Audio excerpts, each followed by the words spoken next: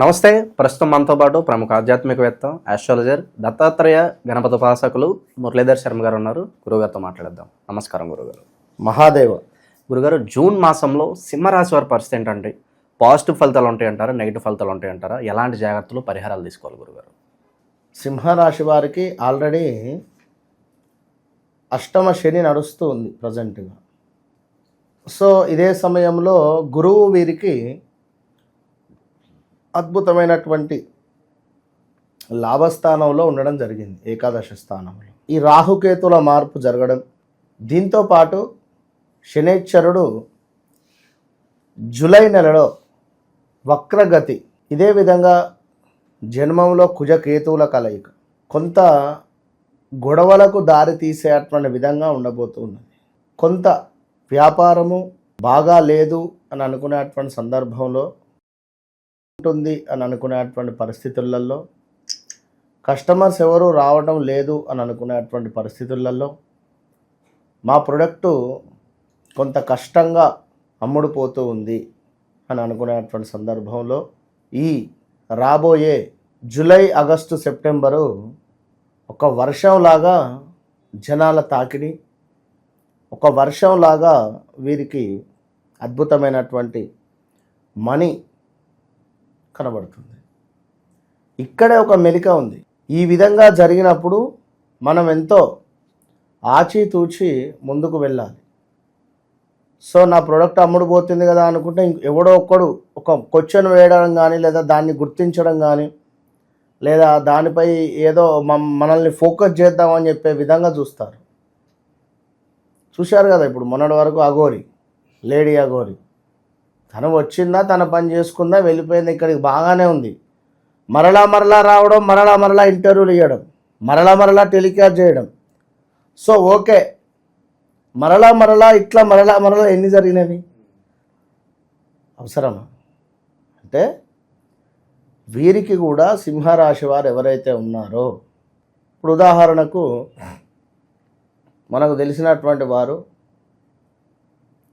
ఒక వ్యవసాయ భూమిలో బోరు వేయాలని చెప్పి నన్ను అడిగారు. అంటే బోర్ పాయింట్ వారికి చెప్పా. గత సంవత్సరంలో బోరు వేసినారు. అది కాస్త ఏం జరిగింది, నీళ్లు పడ్డాయి, కానీ అందులో ఏదో కాస్త గ్యాప్ కానీ ఏదో రాళ్ళలో ఏదో తట్టింది అని సన్నగా వాటర్ వస్తున్నాయి. సో అట్లా నడిచింది. ఇప్పుడు మళ్ళీ ఏంది, మళ్ళీ బోర్ వేయడానికి సిద్ధపోయింది వాళ్ళు. అంటే కొంత ఇప్పుడు ఖర్చు కూడా అట్లే ఉంటుంది కొంతమేర.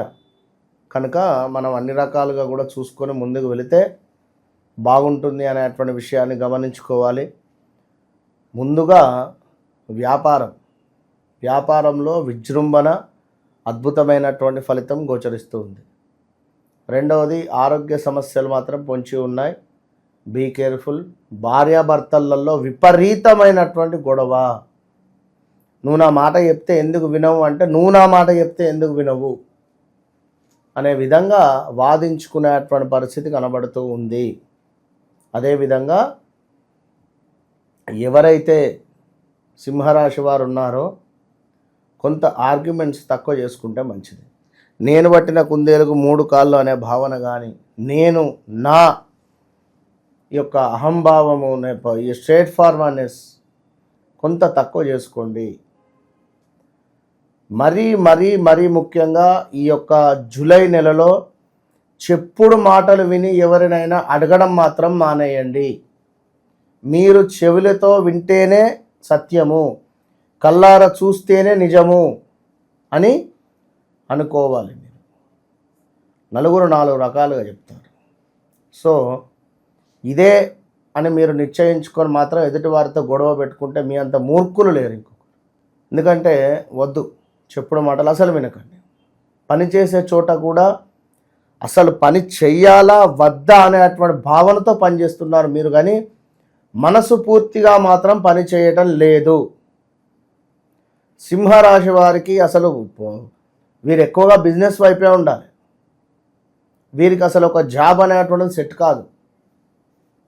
జాబ్ ఒకవేళ సెట్ కావాలి అనుకుంటే వీరికి ఏంది ఈ యొక్క అడ్మినిస్ట్రేషన్ కానీ రూలింగ్ వైపు కానీ ఈ వైపు ఉండాలి.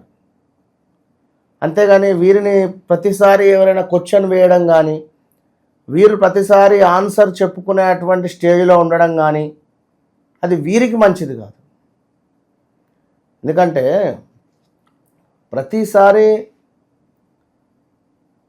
ఇప్పుడు ఒకటి ఉంటుంది ఏంటి, మనకు అమ్మ పులిలాగా నాన్న పులిలాగా ఉండేటువంటి పరిస్థితి. అంటే ప్రతిసారి పులి కనబడిపోతే జోక్ అవుతుంది. అర్థమైందా? ఇప్పుడు మీది అసలే సింహ లగ్నము, సింహము, దీనికి ఉండేటువంటి కొన్ని రాయల్టీస్ కానీ ఒక ఎథిక్స్ అనేటువంటివి ఉంటాయి, విలువలు. అది మనము చంపుకొని మరి మనం ఉండాలి అనుకుంటే ఇంకా డౌన్ఫాల్ అయిపోతుంది. కొన్నిసార్లు పట్టుకోవడం కంటే వదిలేయడం గొప్పది అనే విషయాన్ని మీరు గమనించుకోండి. ఇదేదో సినిమా డైలాగ్ కూడా ఉండాలి, నిజంగా చెప్తున్నా. ఎందుకంటే సింహరాశి వారు వీరు ఎందుకంటే ఒక ట్రెండ్ సెట్టర్. వీళ్ళు ఎప్పుడైనా వీరు ఒక నలుగురికి ఉద్యోగం ఇచ్చి నలుగురిని పోషించే స్థాయిలో వీరు ఉంటారు. సో అదొకటి గమనించుకోండి. విదేశీ ప్రయాణం అద్భుతంగా ఉంది. వివాహం కాని వారికి ఇప్పుడు టక్కుమని వివాహం జరుగుతుంది. సప్తమ దృష్టిలో శనేశ్వరుడు చూస్తున్నాడు కనుక వెనకట ఈ యొక్క 1.5 year బ్యాక్ వచ్చి మిస్ అయిపోయినటువంటి సంబంధాలు మళ్ళీ ఈ సమయంలో ధనుమని వచ్చి మనకు సెటిల్ అయ్యి ఆన్ ది స్పాట్ ఎంగేజ్మెంట్ దాకా వెళ్ళిపోయే పరిస్థితి ఉంటుంది.